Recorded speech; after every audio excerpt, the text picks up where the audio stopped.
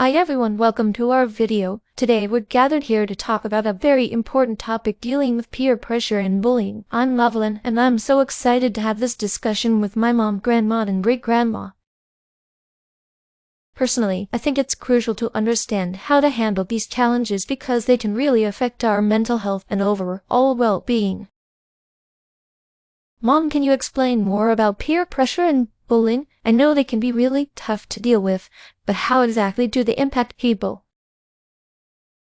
Absolutely, Evelyn. Peer pressure is when you feel compelled to do something because your friends or peers are doing it. It can be positive, like encouraging you to study hard, or negative, like pressuring you to do something harmful. Bullying, on the other hand, is repeated aggressive behavior intended to hurt someone physically or emotionally. Both can have serious effects on a person's self-esteem, mental health, and overall happiness. For example, a student might start smoking because their friends do, or someone might feel isolated and depressed due to being bullied at school. I think dealing with peer pressure and bullying is incredibly important because it affects so many people, especially young ones like me. It's crucial to learn how to say no and stand up for yourself. Mom, do you agree? Yes, Evelyn, I completely agree. It's important for everyone, especially young people, to understand how to handle peer pressure and bullying. It helps build resilience and confidence. For instance, learning to say no can prevent you from getting into risky situations, and standing up to a bully can stop the cycle of aggression. It's all about fostering a supportive environment where everyone feels safe and respected. I faced some peer pressure at school, like when my friends wanted me to skip class. I didn't feel right about it, so I said no, but it was hard. Have you experienced something similar, Mom? Yes, Evelyn, I remember when I was in high school, some friends pressured me to try smoking. I was tempted because I wanted to fit in, but I decided against it. It was tough, but I felt proud for standing my ground. It made me realize the importance of staying true to myself. I wonder how it was in the past. Mom, what about you? Did you face peer pressure or bullying when you were young?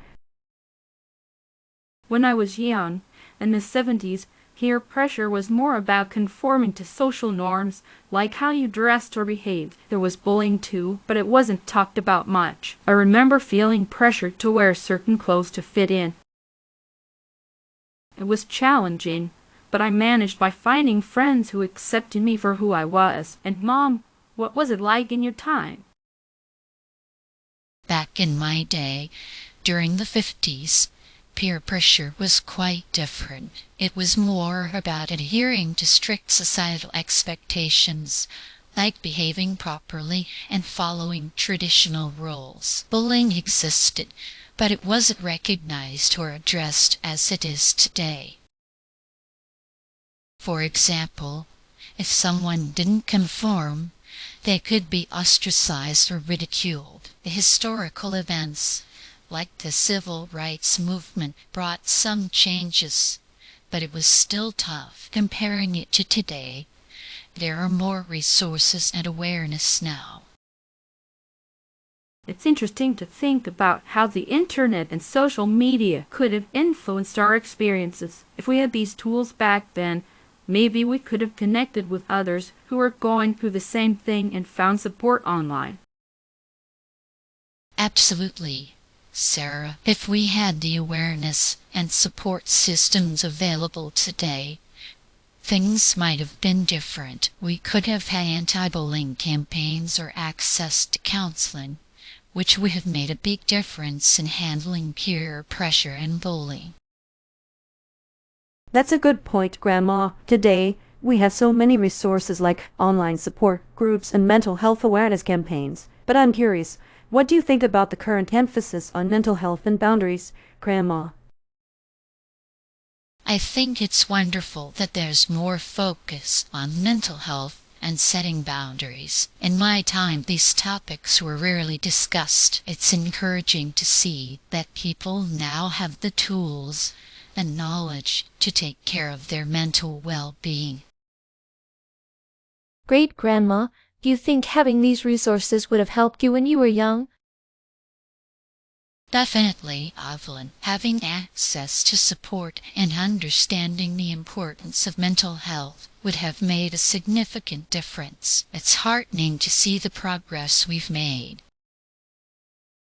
We've discussed a lot about the past and present. I think one major advantage to date is the increased awareness and resources for dealing with peer pressure and bullying. However, there's also the downside of cyberbullying, which wasn't an issue in the past. Yes, the anonymity of the internet can sometimes make bullying worse, but with proper education and support, we can mitigate these negative aspects. Mom, I agree. It's important to continue building awareness and providing resources. Encouraging people to speak up and seek help is key. We need to create an environment where everyone feels safe and valued. Well said, Mom. I think it's crucial to foster open communication within families and communities. By creating a supportive environment, we can empower individuals to navigate peer pressure and bullying more effectively. To sum up, we've talked about the importance of dealing with peer pressure and bullying. Great-grandma and grandma shared their experiences from the past, highlighting how things have changed. We discussed the modern resources available and how they can help. We've also looked at the pros and cons of the current situation. Thank you all for your valuable insights.